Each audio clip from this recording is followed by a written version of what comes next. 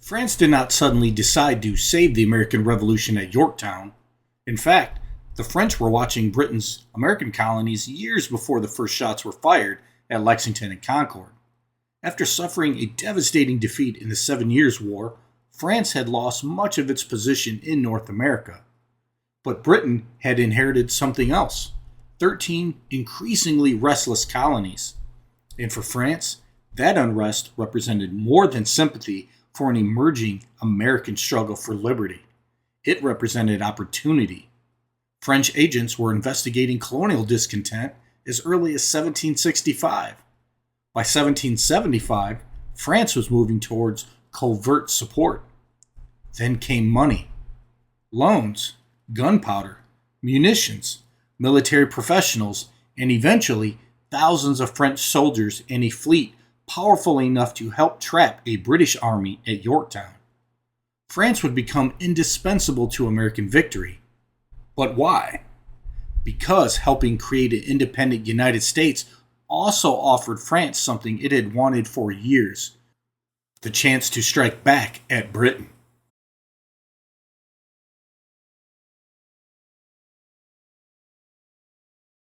To understand French involvement in the American Revolution, we have to begin before there was even an American Revolution.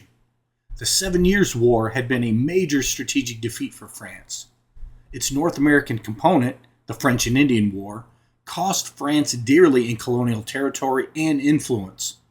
Britain emerged from the conflict with an expanded empire. France emerged looking for a way to recover its strength and eventually challenge its longtime rival.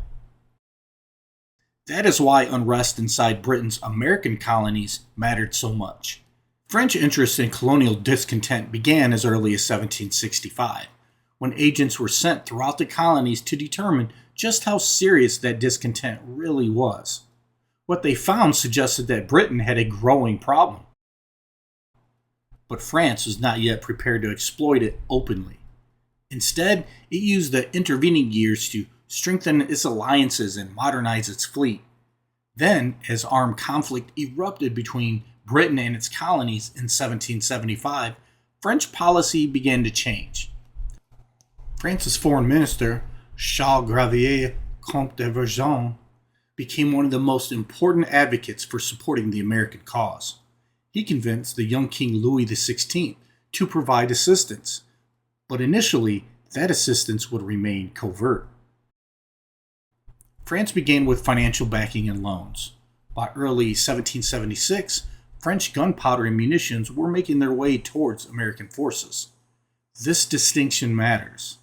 France had not yet committed itself to an open war with Britain, but it was already helping Britain's rebellious colonies continue theirs. And the motives were strategic as much as ideological. The language of liberty attracted enormous attention in France. But weakening Britain offered something far more tangible. Every British regiment tied down in America, every British ship committed across the Atlantic, and every British resource consumed by the rebellion served French interest. America needed help. France wanted Britain weakened. For the moment, those goals fit together almost perfectly. By the time Benjamin Franklin arrived in France seeking greater support, the American cause had already captured the French imagination. In my original research, I described the American struggle for liberty as having become a national curiosity in France. But the Americans needed much more than public enthusiasm. The Continental Army needed weapons, money, trained officers, engineers, cartographers, and specialists in the military arts. And Europe supplied many of them. Among the most famous was the 19-year-old Marquis de Lafayette, who was so determined to reach America that, as my research found, he bought a ship to carry himself across the Atlantic. But Lafayette was only one part of a much larger story. Baron de Kalb came to America. So did the Polish engineer Tadeusz Kosciuszko. Casimir Pulaski brought cavalry experience. Pierre-Charles L'Enfant would serve the American cause. And the Prussian officer Friedrich Wilhelm von Steuben would become one of the most influential trainers of the Continental Army. Helping along, as noted in my work, by Benjamin Franklin's rather inflated description of his military background. These men did not all represent France, but their presence demonstrates how international the American war was becoming. France's own role would soon move beyond secrecy. By the later years of the war, French involvement had become overt and military. And in 1780, that commitment became unmistakable. Jean-Baptiste d'Ormesson de Villemur, Comte de Rochambeau, arrived with roughly 5,000 French troops. His force included infantry, artillery, and the mixed formation known as Lauzun's Legion. For Washington, this meant something the Americans had desperately needed for years: professional soldiers backed by the resources of a major European power. But even that was not the most decisive French contribution still to come. Because defeating Britain required more than winning battles on land. Britain was a maritime power. As long as the Royal Navy could move troops, reinforce armies, and rescue isolated forces along the coast, British commanders retained options the Americans could not easily take away. To trap a British army, Washington needed control not only of the ground, he needed the sea. That opportunity came in 1781. British General Charles Cornwallis established his army at Yorktown, Virginia. Washington and Rochambeau moved south, bringing American and French forces toward Virginia. But the campaign depended upon another French commander, Admiral Francois-Joseph de Grasse. De Grasse brought French military power north from the West Indies. His fleet gave the Allied campaign something Washington alone could never provide: the ability to challenge British control of the waters around the Chesapeake. The result was a strategic trap. American and French forces closed in by land. French naval power helped deny Cornwallis the easy escape or reinforcement that British command of the sea might otherwise have provided. This is why Yorktown cannot accurately be remembered as an American victory with French assistance somewhere in the background. The French were fundamental to the operation. Rochambeau's troops strengthened the Allied army. French artillery helped batter British positions. De Grasse's fleet helped close the maritime door. And Cornwallis was left facing an enemy that now possessed the manpower, artillery, and naval support necessary to force a decision. On October 19, 1781, the British army surrendered. The surrender scene of the British troops as they marched out has been described as, quote, "One side were the Americans, on the other side stood the French," a scene that mirrored how critical France's support had been, end quote. That image captures the reality of Yorktown. American independence was ultimately an American political cause. American soldiers had fought and suffered for years to sustain it.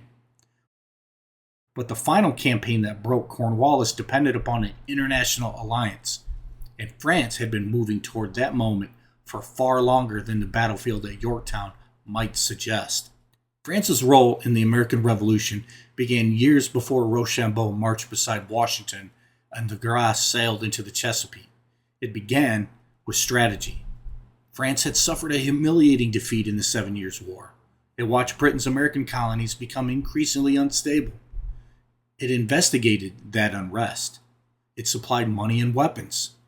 It encouraged military expertise to flow towards the American cause. And eventually, it committed soldiers, artillery, and naval power to the war itself. None of this means French support for American liberty was insincere. The American cause genuinely fascinated many people in France.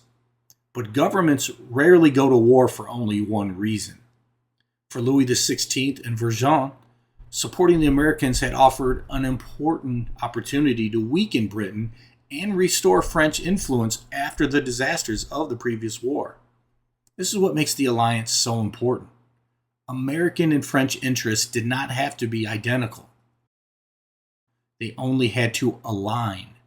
And at Yorktown, they aligned with devastating effectiveness. The Americans supplied the cause. France supplied resources America could not fully provide for itself. Together, they trapped Cornwallis and helped bring the major fighting of the Revolution towards its end. There's also a remarkable historical irony. France helped the American colonies win independence from a monarchy partly in order to weaken Britain. Yet the cost of French involvement added to the financial pressures already facing the French crown. Within less than a decade of Yorktown, France would confront a revolution of its own. So when we remember the American victory at Yorktown, the French should not appear merely as supporting characters in an American story.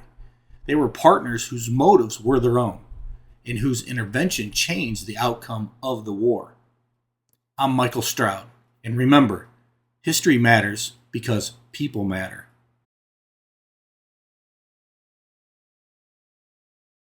Thank you so much for watching. If you enjoyed this episode, I'd appreciate it if you would like the video, subscribe to History with Michael Stroud, share it with someone who enjoys history, and leave a comment below.